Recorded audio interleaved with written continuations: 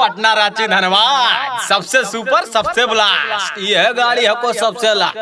ए भैया धनबाद के कितना भाड़ा होगा? बैठे बैठे जल्दी खोल जेतो तब बैठ मा पीछे बैठे पड़ता का दइयो। अरे कमे पैसा लेबो बैठे रे बैठे। अरे लाओ रे भड़वा लाओ। अरे 10 रुपया दे रे। नहीं जी बाकी 10 रुपया। 10 रुपया में भाड़ा है रे। पैन के डीजल बा महंगा और लेखना उतर।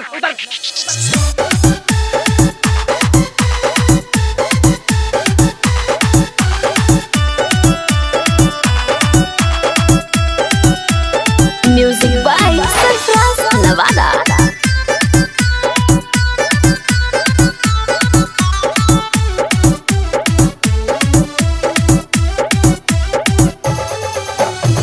हमर बालमुआ सखी मिलल खलासिया हो। हमर बालमुआ सखी मिलल खलासिया हो। मांगेला भाड़ा जब हम सूती से जरिया हो। मांगेला भाड़ा जब हम सूती से जरिया हो।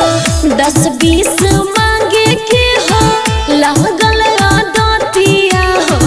10-20 मांगे के हो लागल आदतिया हो। मांगे किराया जब हम सूती से जरिया हो। मांगेला भाड़ा जब हम सूती से जरिया हो।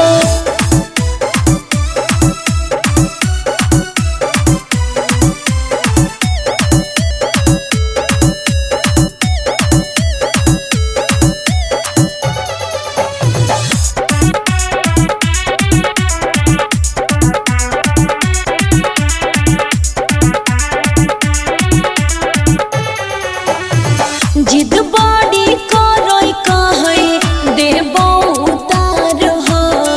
डीजल के दाम बढ़ल सौसे बिहार हो। जिद बड़ी करई कहै देबो उतार हो। डीजल के दाम बढ़ल सौसे बिहार हो। हमरा के बुझै सैया बस के सवारिया हो। हमरा के बुझै सैया बस के सवारिया हो। महंगेला भाड़ा जब हम सूती से जरिया हो। मांगे किराया जब हम सूती से जरिया हो।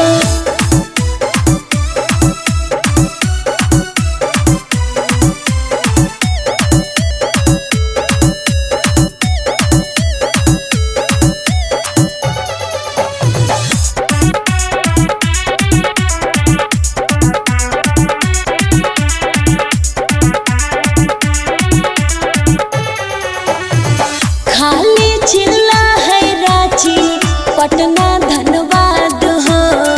रोज राती रखो हमारा सैया उपास हो।